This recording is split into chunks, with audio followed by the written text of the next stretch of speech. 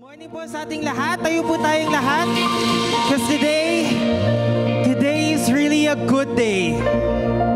Today is really a good day na muli we are together.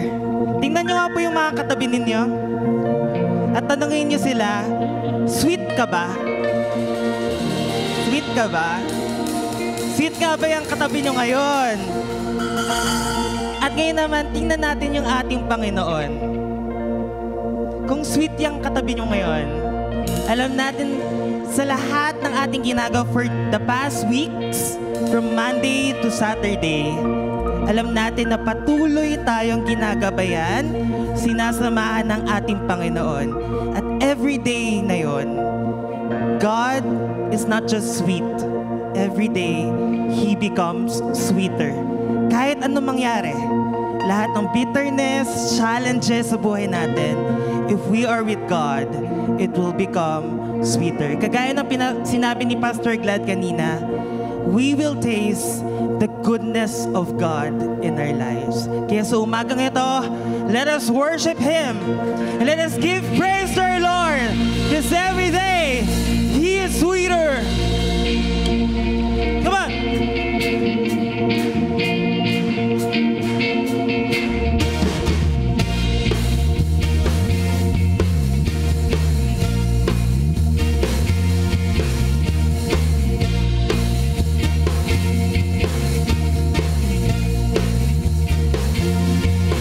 Every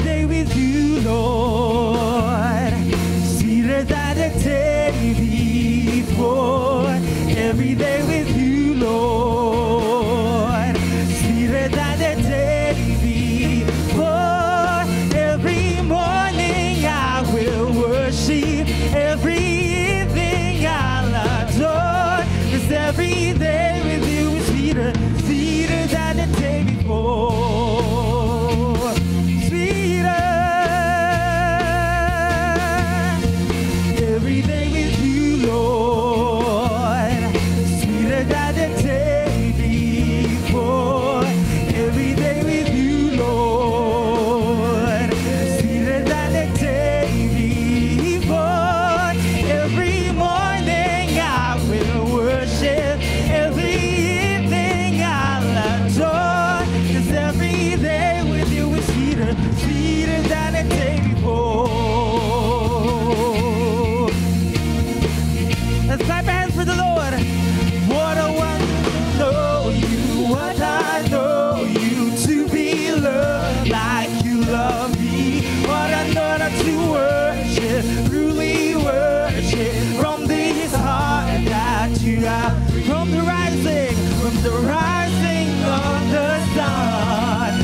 Setting up the same every day with you, Lord, sweeter than the day before.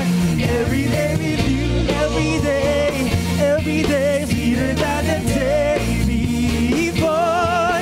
Every morning I will worship, every evening I'll adore. Every day with you is sweeter, sweeter than the day before. 'Cause every day, what I want is to live like, really live like, overcoming anything. What a reason to live, really live every day, my every day. From the rising of the sun to the setting of the day, every day with you, Lord, sweeter than the day before. Every day with you, Lord, sweeter than the day before. Every morning I will worship, every evening I'll adore. 'Cause every day with you is sweeter, sweeter. Every day with you, Lord.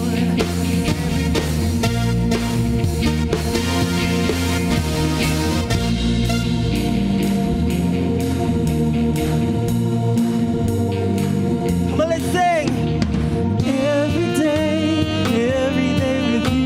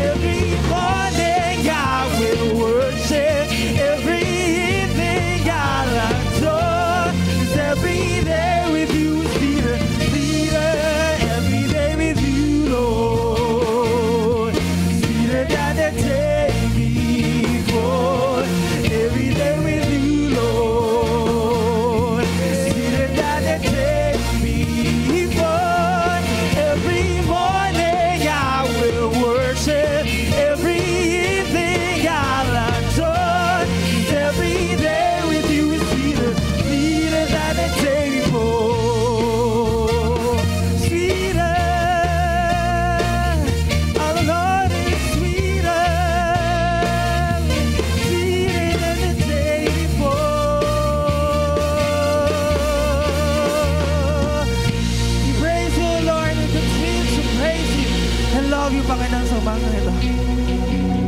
Clap your hands!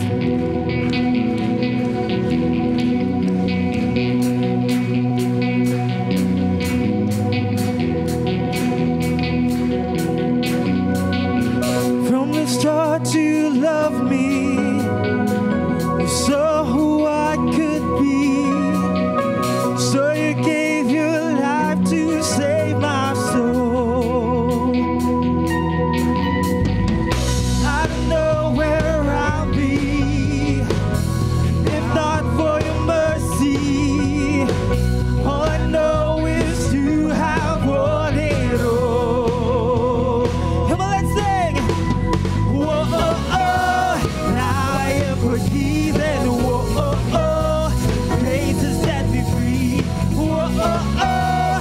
Now I'm really leaving. Whoa, oh, oh, oh, oh.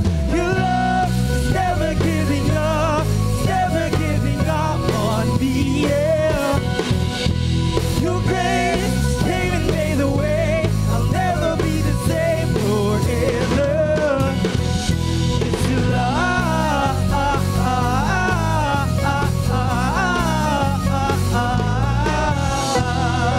Lord, I want to thank you for all that I've been through.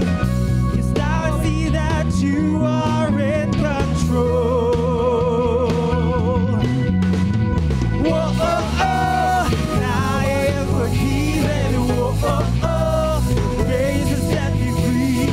Whoa, oh, oh. Now I believe it. Whoa, oh, oh, oh, oh. Come on, let's say, your love is never giving up. It's never giving up on me. Yeah. Your grace came and made a way. I'll never be the same forever. It's your love.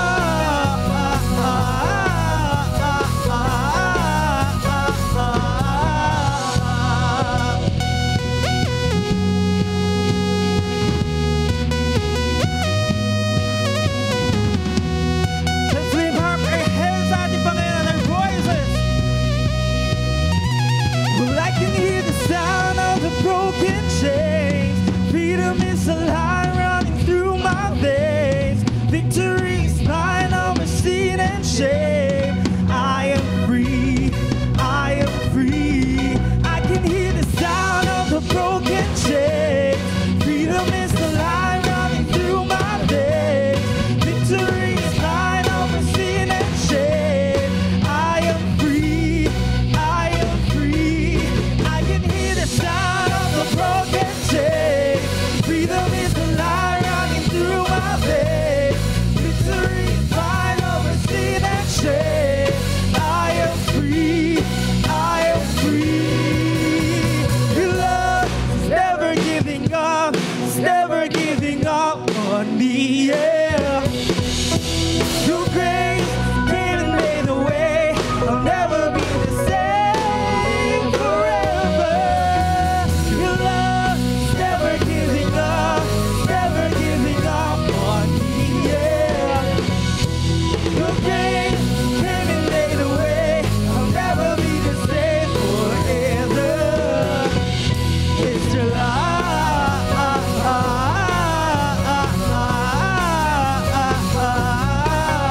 It's your love.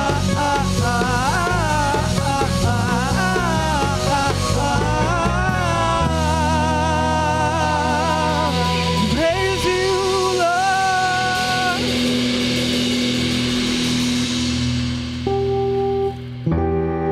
Yes, Lord, we thank you for your love, Panginoon. Maraming salamat sa iyong faithfulness sa aming mga buhay. And there are times when we are facing struggles, challenges, and when we are overcome by negative situations sa buhay natin. Oftentimes, ang hirap makita ang Panginoon. It's very hard to even follow God. But this song is an encouragement to us na anumang dumating sa ating buhay, this year, let us continue to follow Jesus. Where He goes, we go. Kung nasa ng Panginoon, piliin nating pumunta kung nasa ng Panginoon. Manatili sa presensya, sa pagmamahal ng ating Panginoon.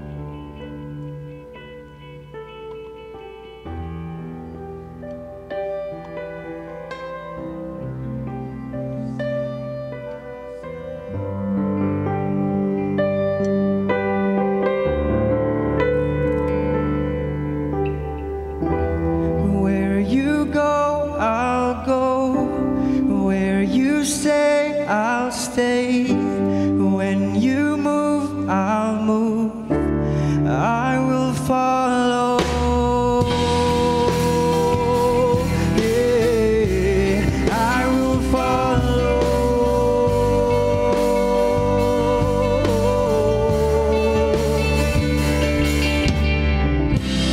All your ways are good. All your ways are sure. I will trust in you alone, higher than my side, high above my life. I will trust in you alone, in you alone. Where you go, I'll go. Where you stay, I'll stay. When you move, I'll move. I will follow you. Who you love, I love. How you serve, I'll serve. If this life I lose, I will follow you. Yeah, I will follow you.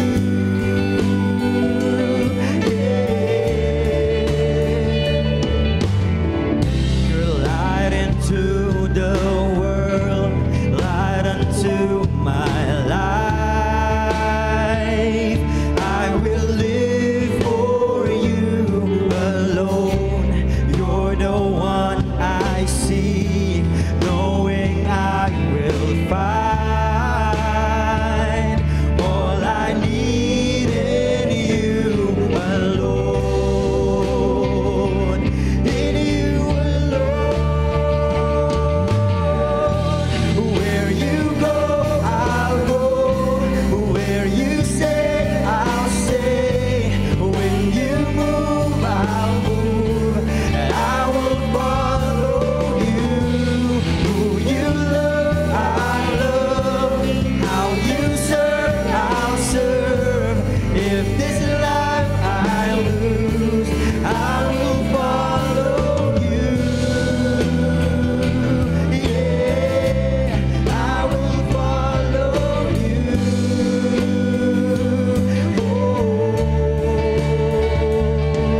Oh, in you there's life everlasting.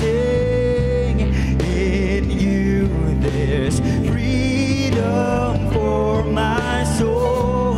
In you there's joy and ending joy. And I will follow. Where you go, I'll go. Where you stay, I'll stay.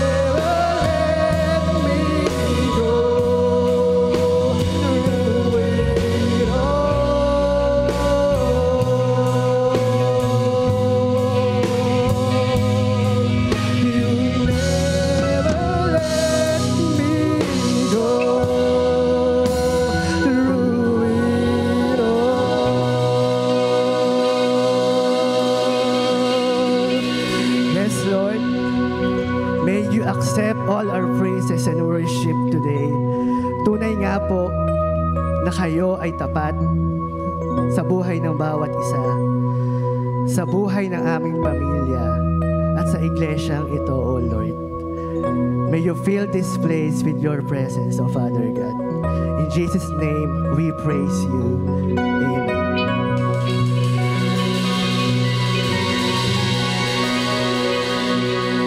Manatili po ang lahat na nakatayo para po sa pagbasa ng banal na kasulatan.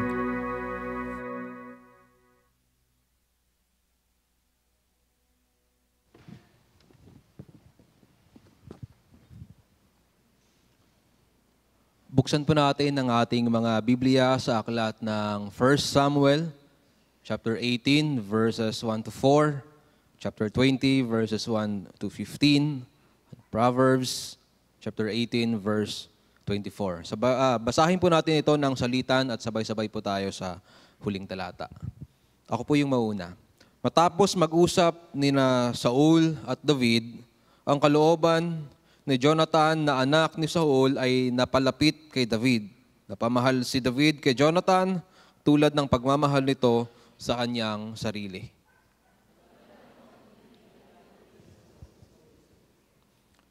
Dahil sa pagmamahal ni Jonathan kay David, isinumpa niya na sila ay magiging magkaibigan habang buhay.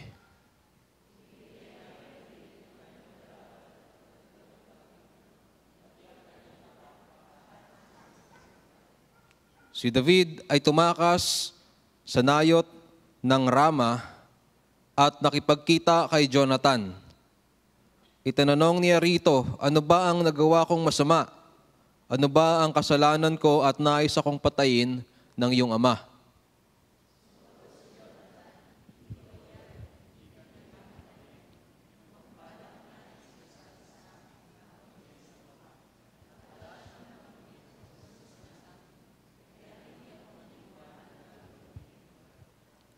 Sinabi ni David, hindi lamang niya sinasabi sa iyo sapagkat alam niyang magdaramdam ka dahil matalik tayong magkaibigan. Ngunit saksi si Yahweh, ang Diyos na buhay, alam ko ring ako'y nakabingit sa kamatayan.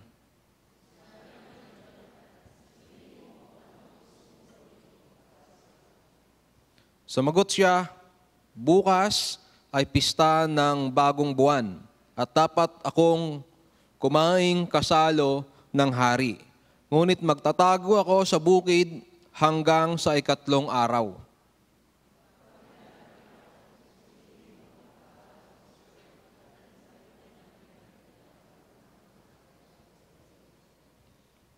Kapag hindi siya nagalit, wala nga siyang masamang balak laban sa akin. Ngunit kapag nagalit siya, nais nga niya akong patayin.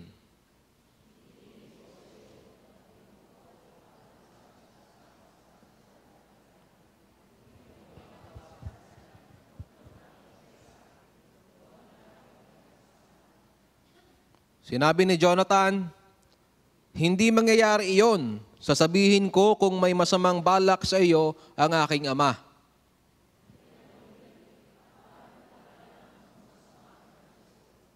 Sumagot si Jonathan, sumama ka sa akin sa bukid.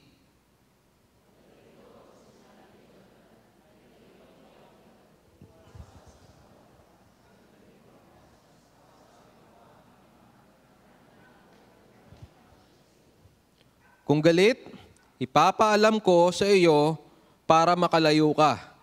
Parusahan ako ni Yahweh kapag hindi ko ginawa ito. Patnubayan ka nawa ni Yahweh tulad ng pagpatnubay niya sa aking ama.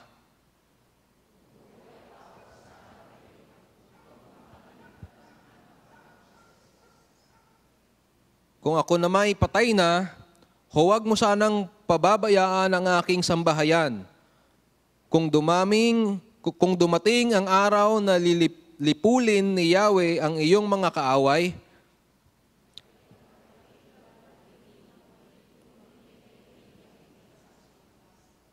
pagpalain po ng Panginoon ang pagkabasa ng kanyang salita. Tayo po ay maaari ng umupo.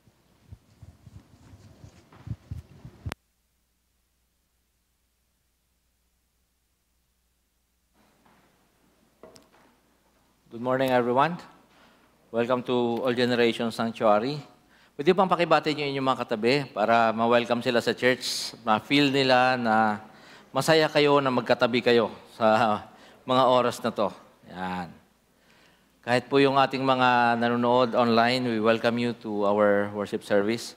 Just before we go sa ating pong teaching this morning, we will spend this moment in silence, in prayer, talking to God and listening to Him. Shall we all bow down and pray?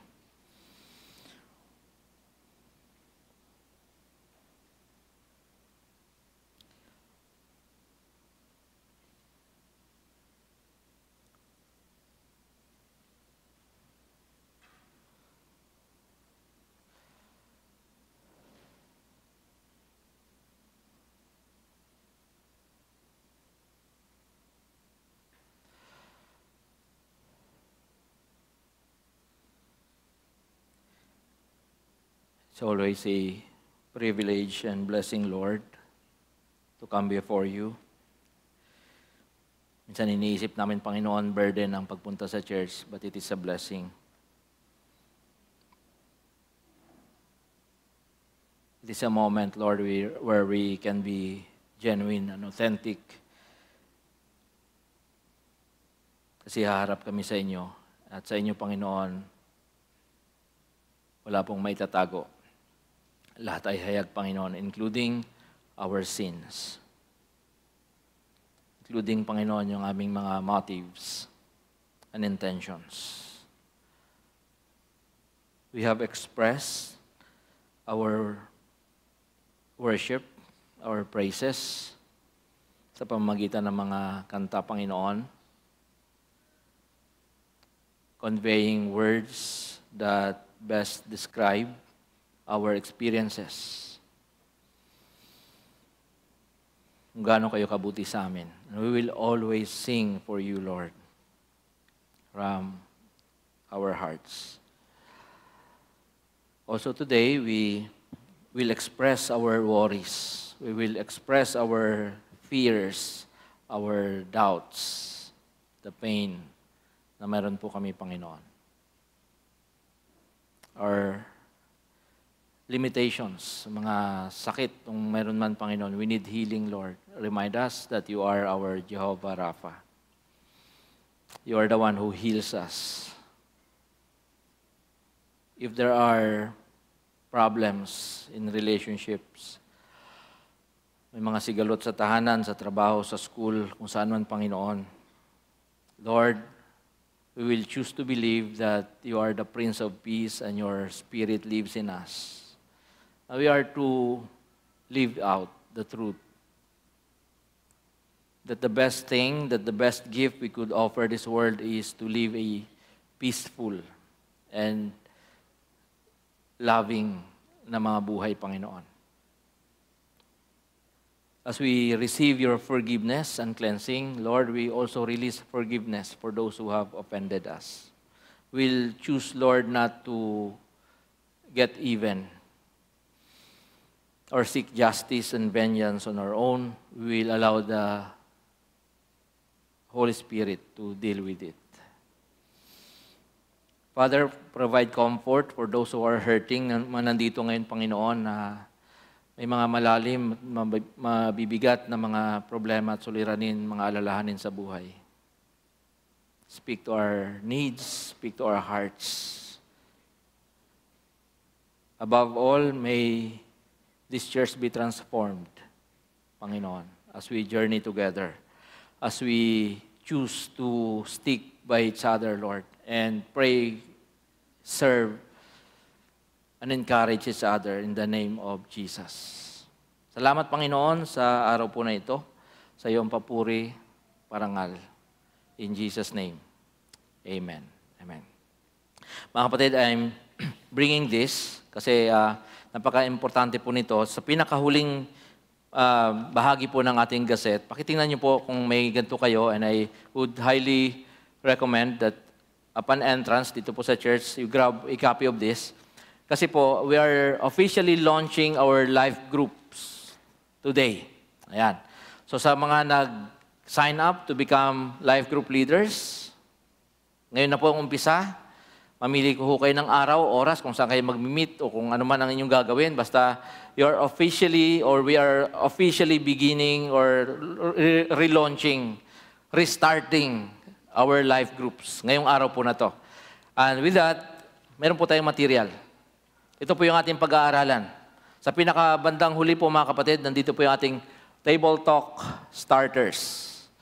As a family, you can use this. No? Kung kayo ay nagba-Bible study as a family, you can also use this as a guide or something like that para meron lang kayong sinusundan. But this is primarily para po sa mga life groups discussions.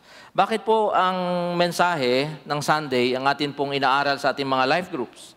We want to make sure na yung Word of God preached to you on that particular Sunday, yan po yung maalala natin. Yan po yung ating ipapractice. Yan po yung ating buhay. That you are guided by the Word of God. Ganun po siya kaimportante. Kaya natin inuulit. Kaya dinidiscuss natin. Ano ba ang ating, ano ba yung sinabi ng Diyos sa iyo sa pamamagitan ng mensahe po na yan. So, congratulations sa mga nag-sign up na maging leaders. I pray na kayo po ay gamitin ng Panginoon. It's an added task for you, but it's a noble task nonetheless. Kasi you are leading people. You are journeying with people. Ayan, bilang spiritual friends. And it's really something na will benefit not only the people na kasama ninyo, but your own soul will also be refreshed. Alright, so doon naman po sa mga naghahanap pa ng life groups, wala pa rin po mga kapatid, open po yung ating sign up na table doon sa labas at pwede po kayong mag-sign up, maglagay na inyong mga pangalan upang kayo po ay makasama sa mga life groups ng church. Yun lamang po ang aking maiksing paalala. Next Sunday siguro wala ng mga ganitong announcements. Gusto lang namin i-emphasize na today is the day na officially after the onslaught of the pandemic COVID-19 ay buhay na uli yung mga life groups ng all generations. Ang mensahe po natin ay pangalawa doon sa atin pong inimpisahan last Sunday sa ating series. The title today is Friendship Among Warriors. And I will let you watch a movie clip. Tingnan niyo po ito. Baka may maalala kayo mga 20 years ago. Gusto niyo siyang uling panoorin. Okay naman din. Let's watch this.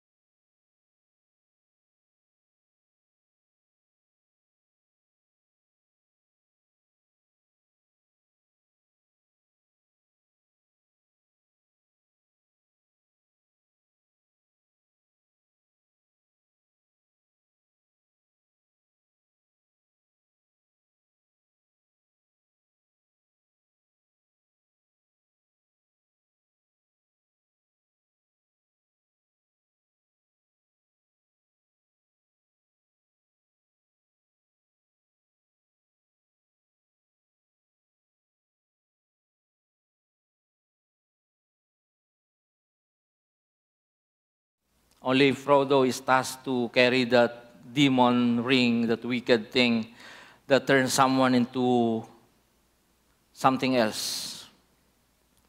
Pero yung kanyang kaibigan si Sam can carry Frodo. He lifts Frodo and carries him forward. Again, Sam can carry the ring for Frodo, but he can fill him with courage and get him on the way again. Pinaalala niya yung ganda ng lugar, pinaalala niya yung nag-antay sa kanila, in-encourage niya ng gusto yung kanyang kaibigan para magpatuloy. Are you that kind of a friend? Tanong ko sa inyo mga kapatid. Ganyan ka bang uri ng kaibigan? A friend who will encourage, help, and strengthen others. May ganyan ka bang qualities sa buhay? Do you have a friend like that? Who will find you in a dark place, tapos i-remind ka niya of who you are. Ikaw ay anak ng Diyos, ikaw ay matapang, ikaw ay mahusay, at may magandang future na nag-aantay sa'yo. Someone who will speak courage into your life and get you going again. Meron ka bang ganyang kaibigan? Ganyan ba yung mga taong nakapaligid sa'yo? Mga kapatid, we are thinking together about getting closer to one another. Pinaghiwalay tayo ng pandemic. Hindi tayo pwede magsama noon, pero ngayon pwede na uli. And together we will take this journey as brothers and sisters in Christ. We are, sabi ko kanina, officially relaunching our life groups today. I hope na i-consider ninyong sumama dyan. I hope na i-consider ninyong maging part ng spiritual communities ng church po na ito. Now, for our series on Sacred Companions, yan po yung ating pamagat, we are forging strong and enjoyable spiritual communities. Nag-iisip tayo about friendship, pagiging magkaibigan, about spiritual friendship in particular, kung saan tutulungan tayong mas lumalim, lumago sa ating spirituality, ating buhay spiritual. But because we are never meant to make the journey alone. Napakalungkot ng Kristiyano na wala man lang koneksyon, wala man lang nakakausap, wala man lang nag-encourage, wala man lang nagpapakita na ang Diyos ay mabuti. Wala man lang kwento na mag-encourage na ibang tao, kukwento sa'yo na may encourage ka sa ginagawa ng Diyos. We were meant to be accompanied by other travelers. Maganda yung word na accompany. Sinamahan or sasamahan. Not just because it's more fun that way, of course, if you are planning na anong tawag dyan, road trip, no? Mas maganda may kasama ka. Mag-travel, gusto mong may kasama ka. Hindi lang dahil masayang may kasama, but because God uses those friendships to shape us. Gagamitin nyo ng Panginoon upang mas lalo tayong hubugin to form us spiritually. This means that your friendships are as important to your spiritual development as your daily devotions and your weekly worship. Hindi mo pwedeng sabihin na detached na ako sa church, I will worship on my own. Total, meron naman kayong online worship. Tapos wala na akong kakausaping ibang mga tao. I will not open myself to others. Ang pagkakaibigan, yung relationship po natin, napakahalaga po niya. Katulad ng atin pong daily devotions, nagbabasa tayo ng Bible, nag-aaral tayo ng salita ng Panginoon, we pray every day. Katulad din po yung halaga niyan. Meron tayong mga spiritual friends sa buhay. We began last week by looking at the relationship between Ruth and Naomi. Yung magbiyanan na parehong balo, depressed, and hopeless. And paanong sila ay nakahanap ng community and use that relationship, yung friendship nilang dalawa, first of all, to shape them, yung dalawang balo na yon, to heal Naomi of her bitterness. Diba sabi niya, huwag niyo na lang akong tawagin Naomi. Call me Mara. I'm bitter old person. I'm a bitter old person. And then to bring root into the kingdom and purposes of God? Anong sekreto? Na out of that friendship, lumabas si David. And later on, si Jesus doon sa pamilyang yon na nabuo between Ruth and Boaz. Anong sekreto?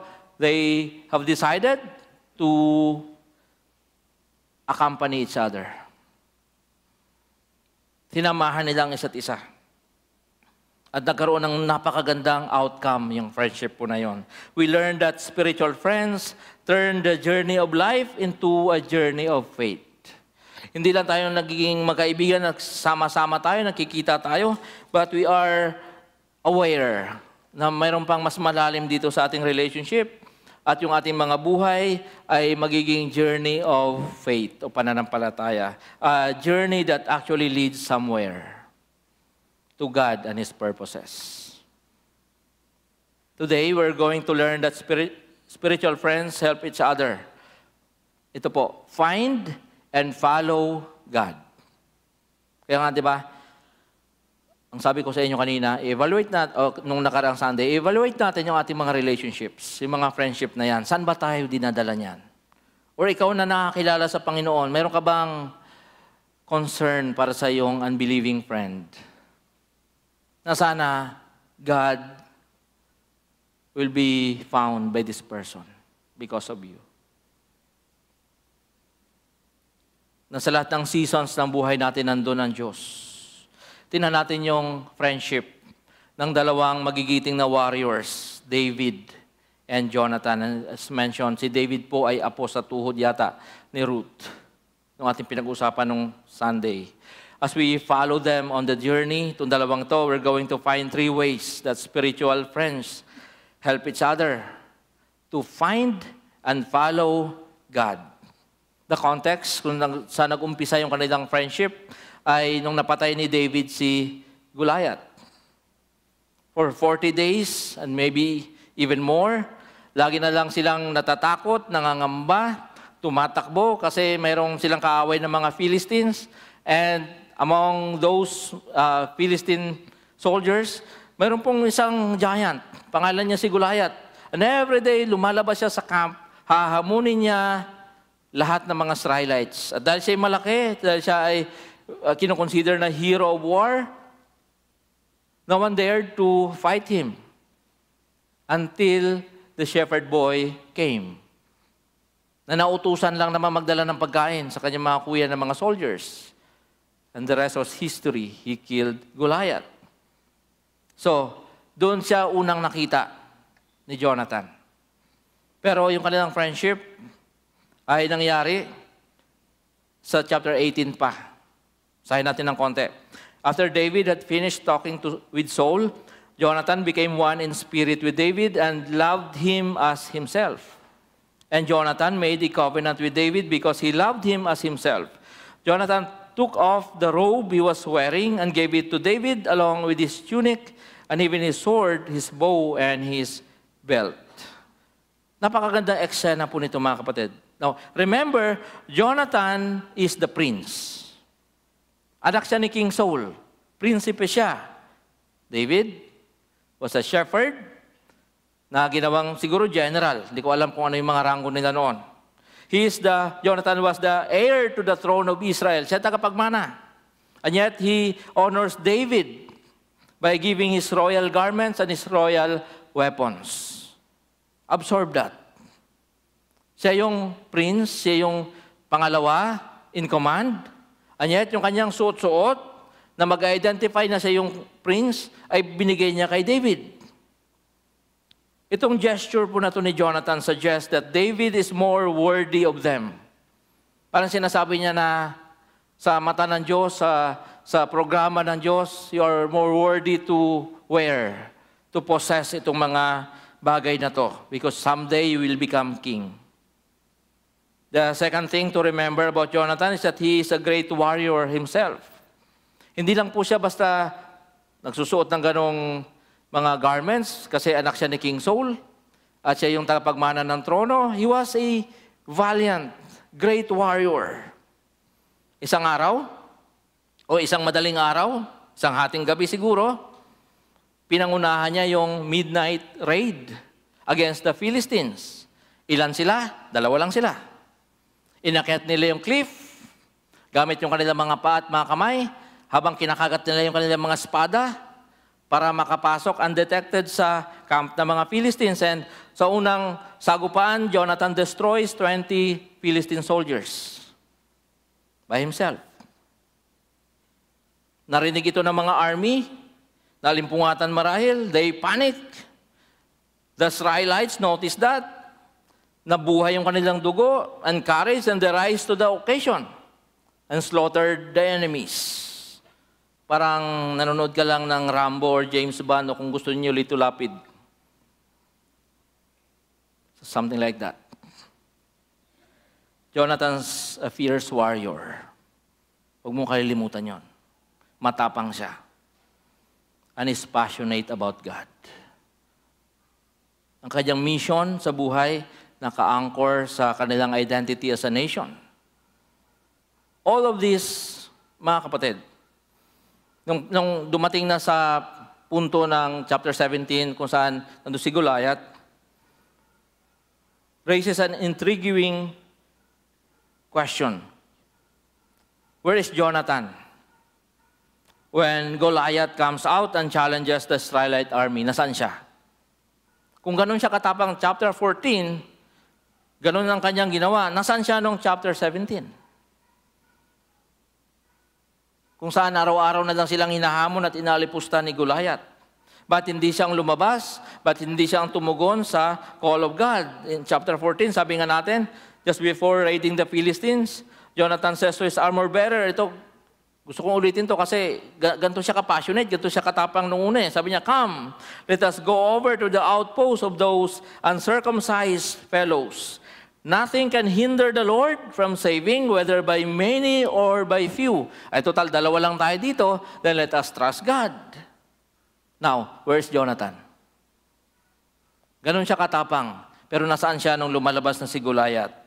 Nasaan yung kanyang courage, yung kanyang faith, yung kanyang passion?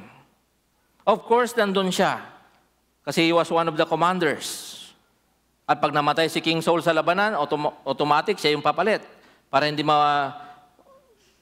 bumaba yung moral ng mga soldiers. He's the prince. He's second in command in Israel. But he was conspicuously silent. Why? Hindi naman sinabi talaga ng scripture explicitly. But the evidence suggests that Jonathan, na-discourage siya ng husto, had lost heart. Nawalan siya ng gana sa buhay. Alam niyo bakit? After nung panalo nila, nung ni-raid nila yung mga Philistines na madaling araw, 2 lang sila na kanyang bodyguard, Saul the king never thanked him or honored him. In fact, mga kapatid, sa isang labanan na naman na nanalo sila, he was nearly executed by his father, the king. Kasi may utos yung kanyang tatay na hindi niya naman alam. Inutusan sila na dahil nanalo sila, sabi ni King Saul, walang titikim ng pagkain or tubig hanggang hindi na uubos yan. Si Jonathan, hindi niya alam yon. At nahihilo na siya sa gutom at pagod. Kumuha siya ng honey. Kinain niya yon, binigay niya sa kanyang mga kasamahan, na-regain yung kanilang mga strength, mas napabilis yung trabaho. Galit si King Saul. And King Saul nearly executed him for that. Kaya, nung dumating na si Goliath, it seems that Jonathan has lost heart. Wala na siyang gana. He was discouraged. Nawala yung kanyang confidence in himself, maybe even confidence in God. Para saan ba itong aking ginagawa? But then he sees this shepherd boy, si David, come out of nowhere and step out to face the giant. Maaaring isa siya sa mga nanonood habang nangyayari yung labanan ni David at saka ni Goliath. Armed with just a slingshot, he killed Goliath. Maaaring narinig niya yung declaration ni David. Sabi ni David, I come against you in the name of the Lord Almighty, the God of the armies of Israel, whom you have defied. Lalabanan kita sa ngalan ng Diyos. Sabi ni David, Jonathan might have heard those words. And when he sees the great victory na binigay ng Diyos sa Israel through David, suddenly, Jonathan seems, he begins to remember kung sino siya at kung sino ang Diyos. Parang nabuhay siyang muli. Mula sa discouragement nung nakita niya at narinig niya ang sinasabi ni David at ginawa ni David at yung pagtatagumpay ni David. Parang inaantay niyang makakita uli ng ganitong tao upang manumbalik yung kanyang pananampalataya. He sees something in David that resonates with something deep inside of himself. Parang ganyan ako noon. Ganyan yung passion ko kay Lord. Ganyan yung passion ko for this country. Parang ganyan ang aking gana, yung aking sigla. Naalala niya kung sino siya. To be passionate for God. To be a warrior of God. And that day, he declares that he will be David's friend forever. Bakit? Kasi sa buhay ni David, nakita niya yung Diyos at nakita niya yung kanyang dating sarili. Naglilingkod, mainit, passionate, mayroong apoy sa puso, na nawala, na-discourage. Pero nung nakita niya itong taong to, muling nabuhay kanyang pananampalataya. So, ano nga ba ang totoo na sukatan ng friendship? Yung spiritual friendship. Number 1, friends set the pace for one another. Ang totoong magkaibigan, magkasabay sa bilis o bagal ng buhay, ng kanilang paglalakbay. The first thing that spiritual friends do for each other is to set the pace for each other. Kung isa ay nangihina, nawawala ng lakas ng loob, nawawala ng balanse o ganang magpatuloy, sasabayan at hihilain siyang pataas ng isa. Or maybe, aantayin siya ng isa hanggang siya makarecover. Kita natin si Jonathan. Discouraged. He is out of gas. No? Parang wala nang laman yung kanyang tangke. He's lost sight of God and forgotten who He is and what He's about. Parang nawalan siya ng purpose sa buhay. Parang na-depress si Jonathan. Dahil kay David, natagpuan muli ni Jonathan ang kanyang identity. Nagkaroon uli ng momentum itong taong to. Nabuhay muli ang kanyang tapang at higit sa lahat dahil kay David nanumbalik ang kanyang pananampalataya. Nagkasundo sila na mula sa araw na yon, magsasama sila bilang matalik na magkaibigan. Mga kapatid, spiritual friends help each other find and follow God by setting the pace for one another. Bakit? Kasi lahat po tayo nakaka-experience ng mga araw o season sa ating mga buhay na parang ang hirap mahagilap ng Diyos. Naranasan nyo na ba yun? Na para bang silent ang Diyos at hindi mo siya naririnig, wala siyang pangungusap sa iyo, wala siyang parang ginagawa na kaya mong i-appreciate at sasabihin, this is God. Sustaining me. Na-experience natin lahat ng mga ganyang pangyayari sa buhay. When we don't see Him at work around us. Diba? Maybe we're discouraged or afraid at dahil dyan sa emosyon na yan, mas lalong nawawala yung pagtitiwala sa Diyos. Maybe we're disappointed in God. Ang daming mga prayers na hindi sinasagot ng Panginoon. Maybe we're just distracted by the cares of life. Sobra-sobra yung iyong mga responsibilities na ginagawa. Ang dami-dami, sabay-sabay, na para bang nawawala sa eksena ang Diyos. And then someone, sa gitna ng iyong ganyang karanasan, someone comes alongside of us and they tell us a story about something God has done in their life. Di ba parang wala ka nang gana magsimba, hindi ka na nagpipray, hindi ka na nag-study ng Bible.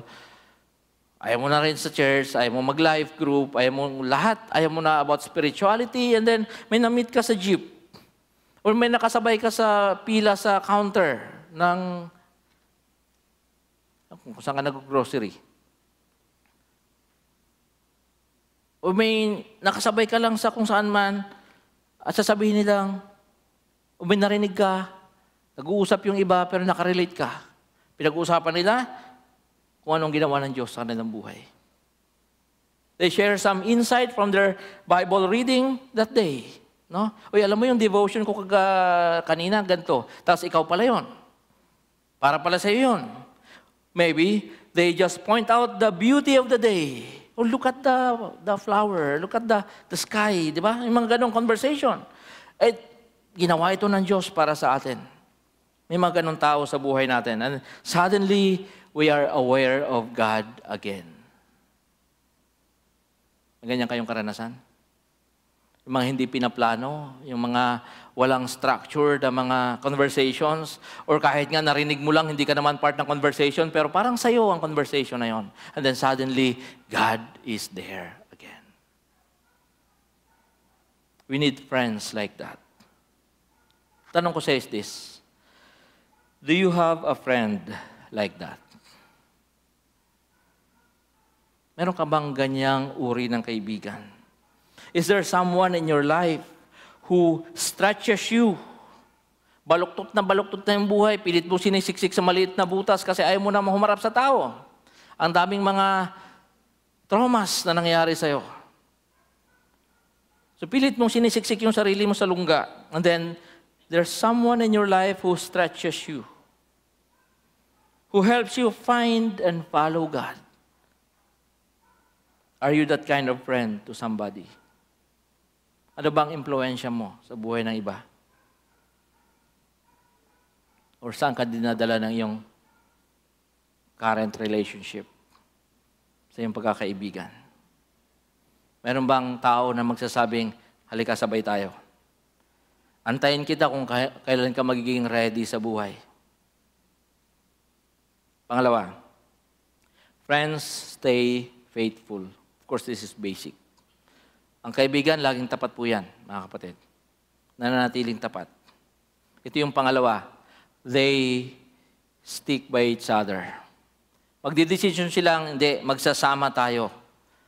Mag-aantayan tayo, sabay tayo. Friends don't give up on each other when the journey gets tough or long or even dangerous. Yung mga nangiiwan, sa mga ganitong panahon, hindi mo totoong kaibigan yon. Or kung ikaw ang nangiiwan, mag-isip-isip ka ngayon, maybe you want to repent. No? Kasi hindi yan yung totoong pagkakaibigan. Saul was jealous and furious of David. The king wanted to kill David. Of course, mahirap yung mga sitwasyon na yun para kay David and things are getting out of control. Ito na. David asked Jonathan to help him. Sabi niya kay Jonathan, pwede bang ikaw mag-intercede o mamagitan between me and your father? At sabihin mo sa akin kung ano talaga intensyon niya, kung ano talaga yung kanyang plano. Now, kanina, dahil kay David, sa tapang ni David, sa buhay ni David, Jonathan was resurrected. It was David who helped him. Now, David is in trouble. He's asking for help from Jonathan.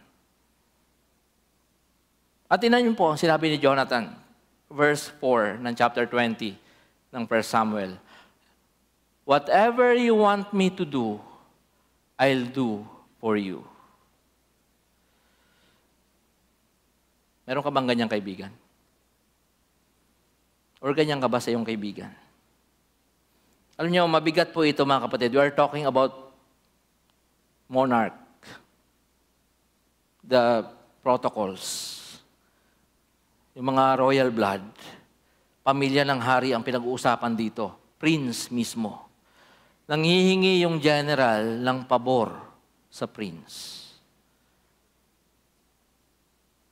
Kasi yung king gusto siyang patayin. Nilalagay ni Jonathan yung kanyang sarili sa hindi lang mahirap kundi delikadong sitwasyon. Nilalagay niya ang sarili niya doon sa harap ng galit ng kanyang tatay para sa kanyang kaibigan. Do you have a friend like that? Tanong ko sa'yo. Is there someone in your life whom you can ask to do anything and he or she will say yes? Of course, ibang konteksto naman yung lagi na lang nangungutang sa'yo. Or may mga skandalong ginawa somewhere, tapos ikaw magbabayad. Iba naman yon.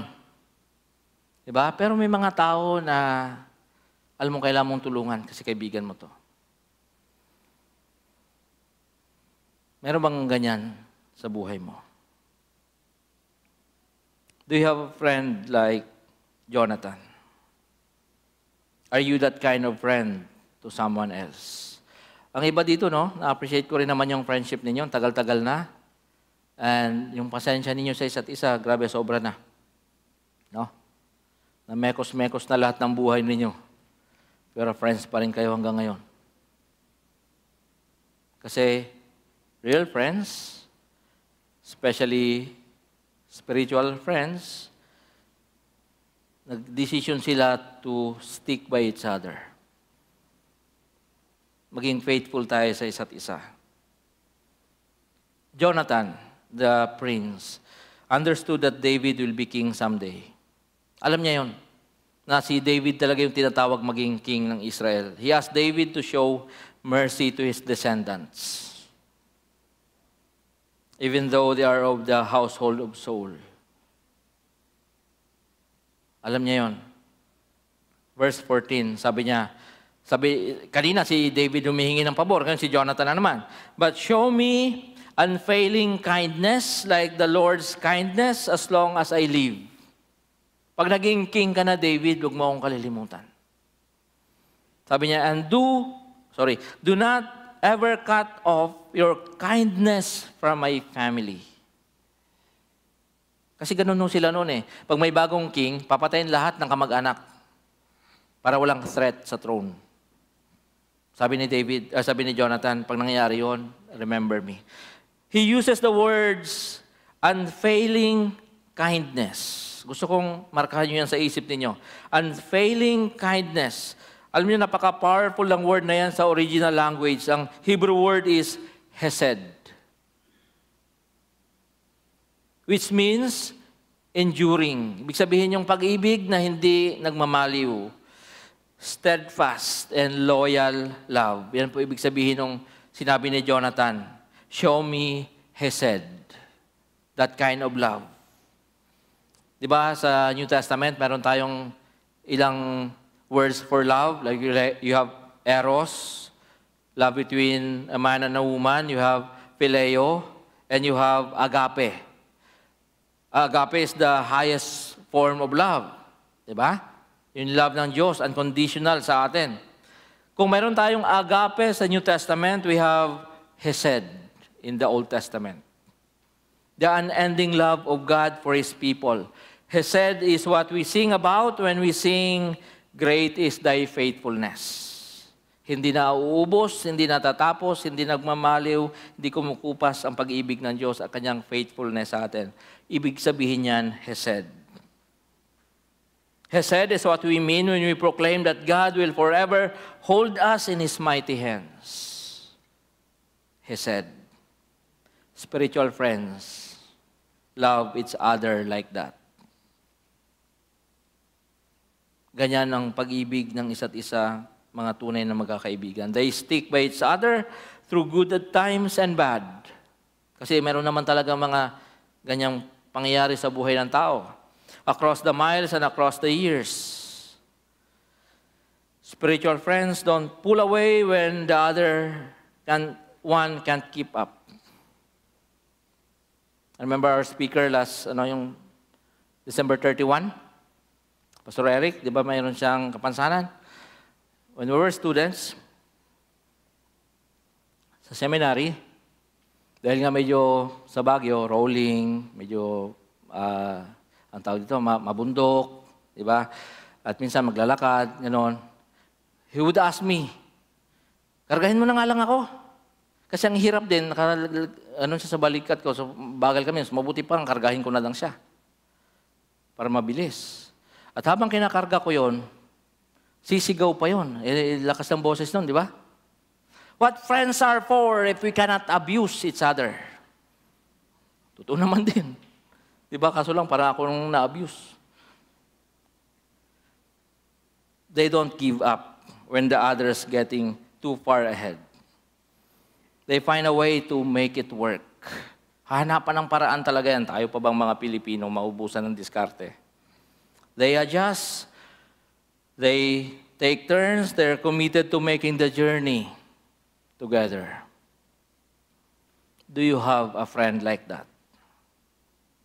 Someone who takes an interest in you even when others have lost interest. Tanggalin na natin sa chat group yan. Panggulo lang yan eh. No? Huwag nyo na isama yan sa mga lakad. Laging late yan. Kakainis na. Tagal-tagal na. Hindi pa nagbabago. Nawala ng interest pero sasabihin mo, hindi, wag. Kaibigan pa rin natin yan. Meron bang ganyang tao sa buhay mo? Or ang tanong, ganyan ka ba sa iyong kaibigan? Not giving up on that person. I need to tell you a story. And sana yung judgment ninyo, i-balance ninyo sa Hesed. In 2009, meron pa akong kaibigan just before Joanna and I got married. So I was pastoring a church in Manila, Metro Manila. And the church rented an apartment. Doon ako nakatira. I was single. So masaya naman ako doon. And then one day, this pastor, my mentor, my friend, the one who initiated our friendship, yung formative years ko sa ministry, siya talaga yung isa siya sa mga ginamit ng Panginoon. He was fired, no, sa trabaho. He was confused, he was lonely. Of course, it was unjust. Hindi talaga siya makatarungan, palagay ko. And itong taong to, hindi ko pa ganong alam yung word na depressed or anxious or anuman mga bagong words ngayon because of pandemic. Pero parang ganon. Ang hirap ng buhay niya. He came to me for a week. Siguro mga 5 araw or 1 linggo, sabihin mo na. So I welcome him. Kasi kaibigan ko yon. Ano ba sa atin? Siguro mga pangatlong araw, he started smoking. I was like, paano to? Mentor ko to. He was crying, gigising ng gabi, iyak. So, umupo ako sa upuan. Hindi ko alam anong gagawin ko. Kasi paano kung may biglang member na dumating? Di ba? Paano kung may biglang bumisita o mayroong kapitbahay? Kasi kilala kong si Pastor Saul dun eh. So I told him, doon ka na lang sa CR Manigarilyo kasi may exhaust doon. Ayaw ko pa naman talaga sa lahat yung amoy ng sigarilyo. Pa nakaupo ako at nag-iisip. Ang conviction sa akin ay ganito. Mas kailangan kanya ngayon. Huwag mo siyang palayasin sa bahay mo. Mas higit kanyang kailangan ngayon. I believe it was from God. What happened to that person? He's back in the ministry. More powerful than before. He's maybe successful. Kung may word na success sa ministry, maybe, siguro victorious in the Lord. Leading many people to Christ. Preaching the gospel. He's completely healed, he's restored. Of course, hindi lang naman ako yung players doon. Marami rin tumulong sa kanya. But I just kept silent. I endured yung moments na 1 linggo na hindi ko makakalimutan sa buhay ko. Wala akong sinabi sa kanya.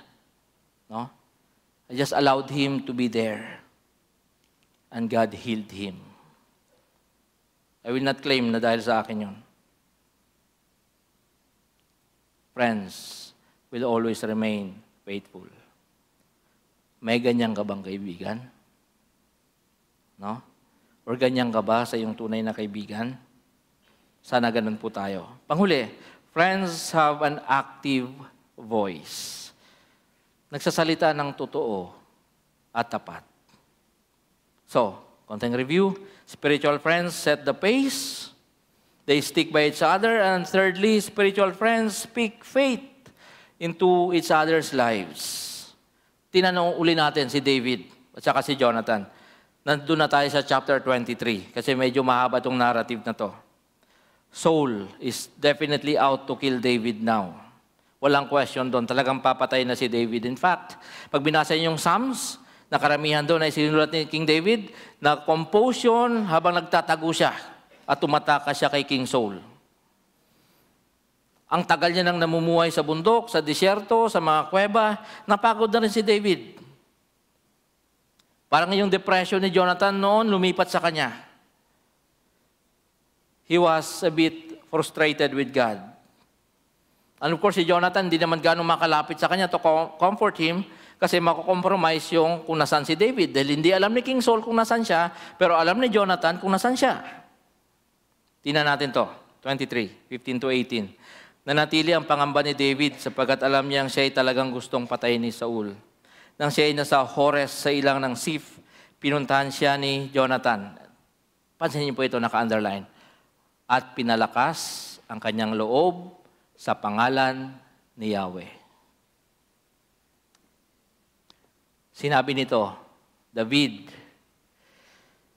huwag kang matakot. Yun yung mga kailangan mong words, di ba? Huwag kang matakot at hindi ka mapapatay ng aking ama. Ikaw ay magiging hari ng Israel. Imagine mo kung gano'ng kasakit kay Jonathan yon, na siya dapat yung king. Pero alam niya kasi na ito yung calling ng Panginoon, David is to become king. So sabi niya, magiging hari ng Israel. Magiging kanang kamay mo naman ako.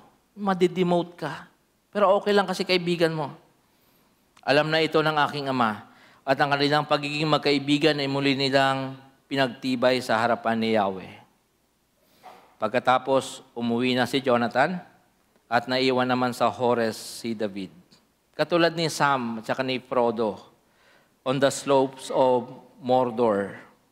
Si Jonathan finds his friend David in a dark place. At anong ginawa niya? Jonathan helped David. Papaano? Hindi lang tinulungan, kundi tinulungan niyang matagpuan ni David yung lakas sa Diyos. What a great phrase, sabi dyan sa English, find strength in God. Jonathan helped David to find strength in God. Not in a red horse. Whatever it is that you drink, find strength in God. Now, how does Jonathan do that? Ano yung sistema? Alam niyo, walang sistema. Walang structure. At kayang-kaya mong gawin ito sa iyong kaibigan ngayon. As you listen today, you remember someone, a friend, kamag-anak, kababata na talagang close na close kayo. And you want to help that person find strength in God.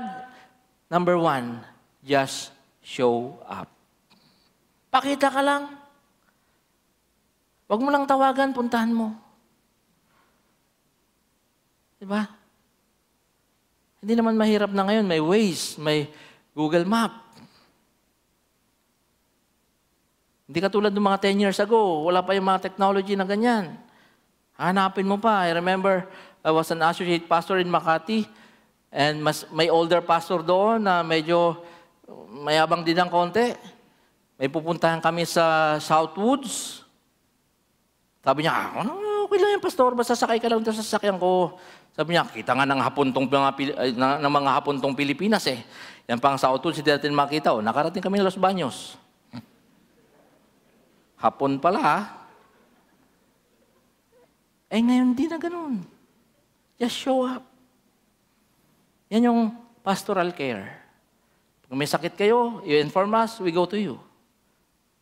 We visit you. Just show up. Yan yung ginagawa ng life groups. Pakita lang. Support lang. Minsan nga, hindi mo kailangang magsalita.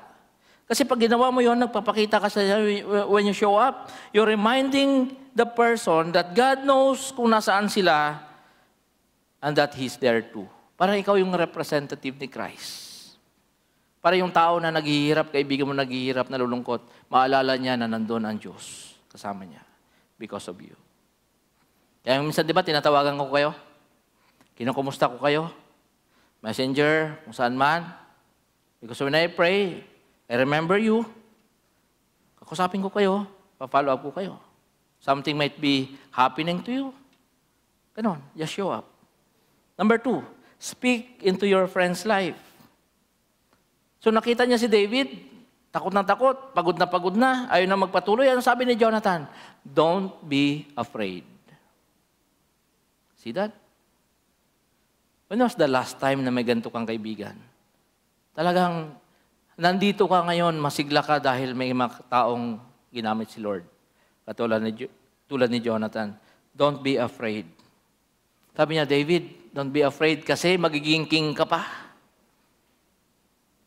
Don't be afraid, papasa ka pa sa board.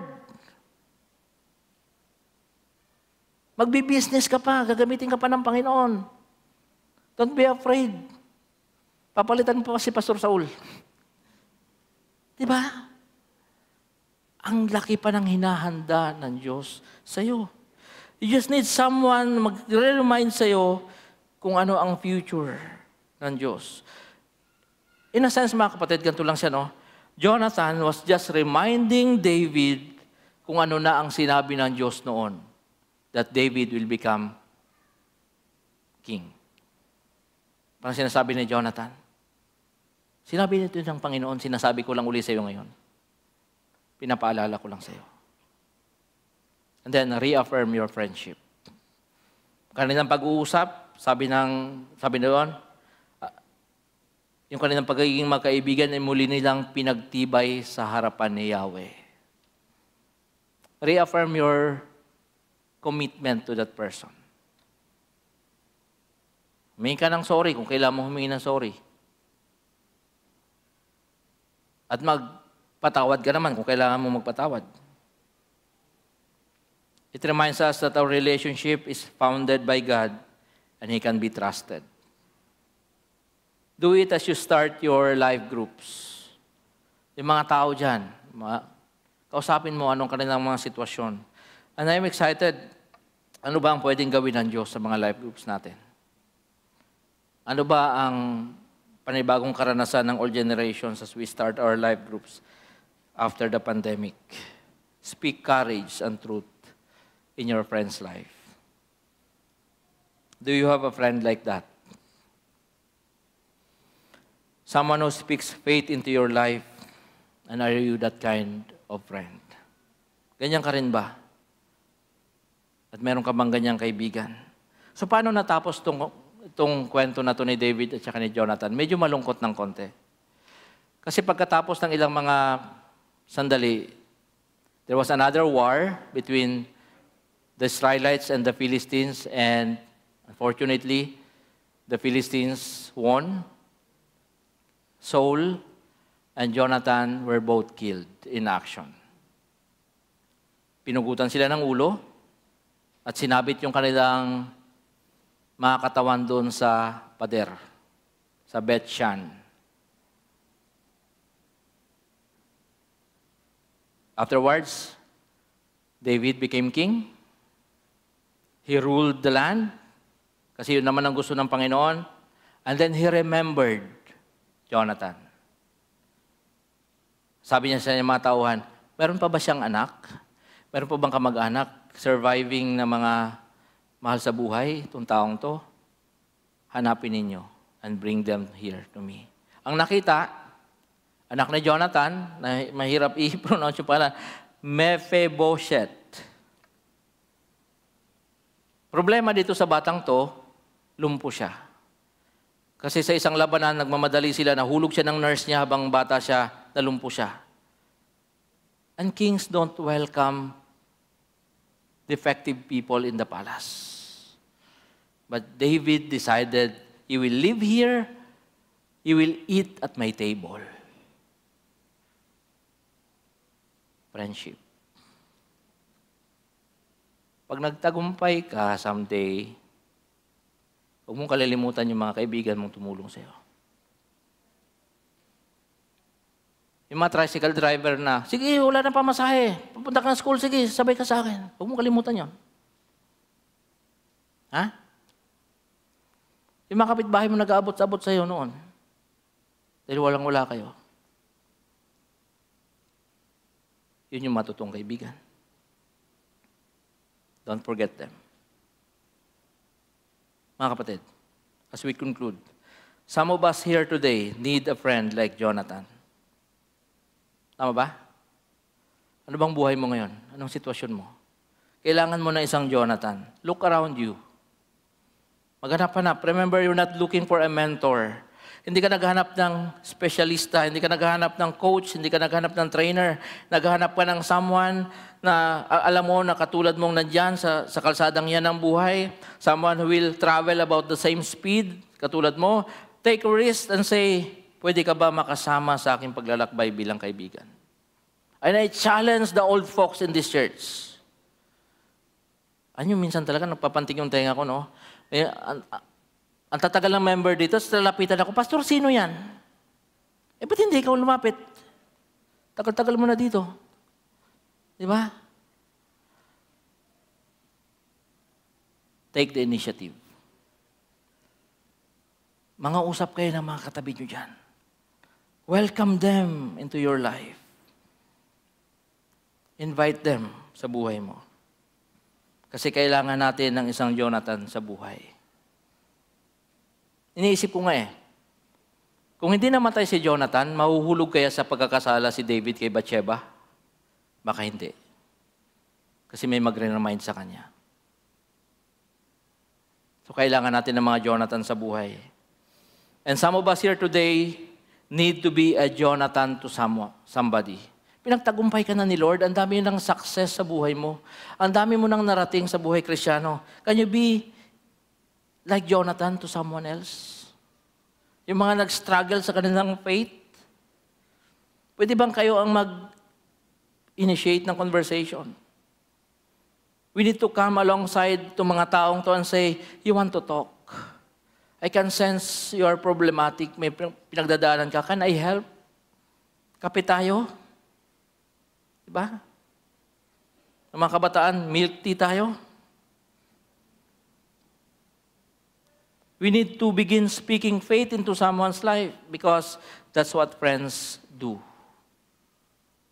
Friends help each other find and follow God in all the seasons of life.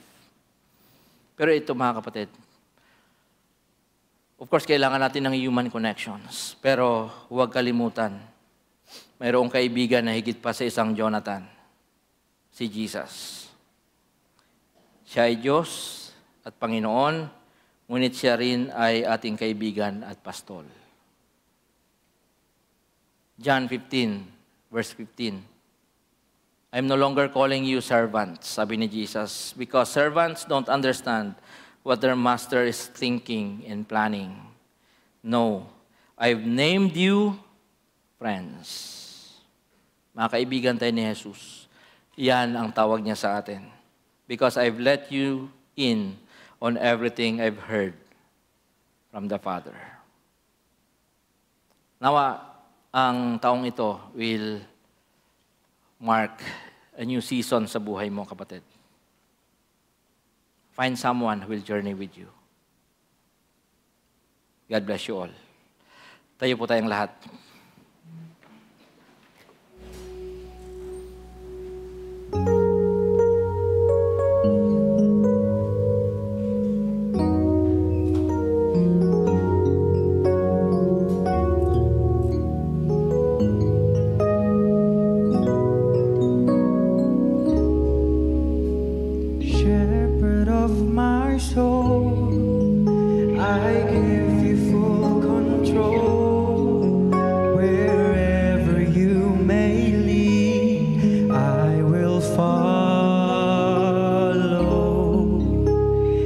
I have made the choice.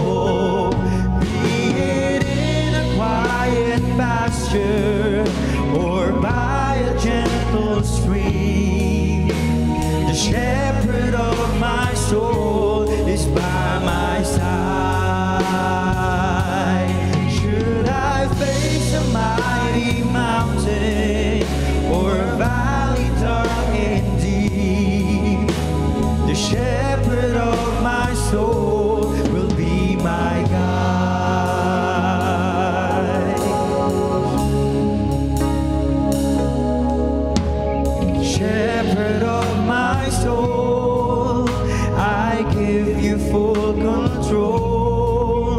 Wherever you may lead, I will follow. I have made the choice to listen for your voice. Wherever you may lead, I will go.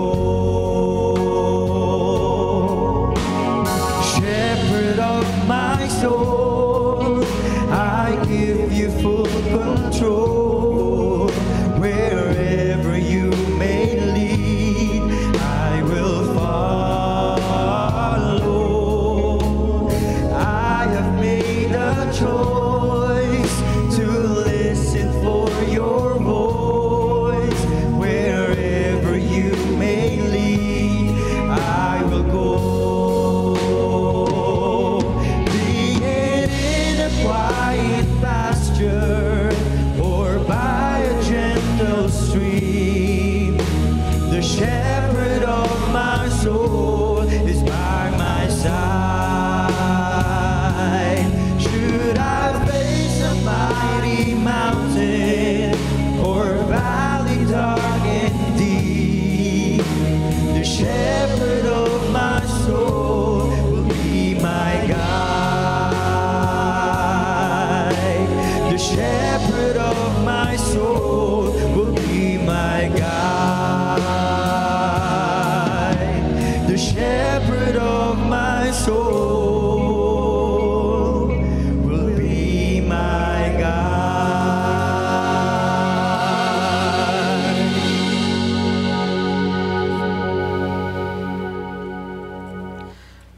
Don't waste your time and life with dubious relationships.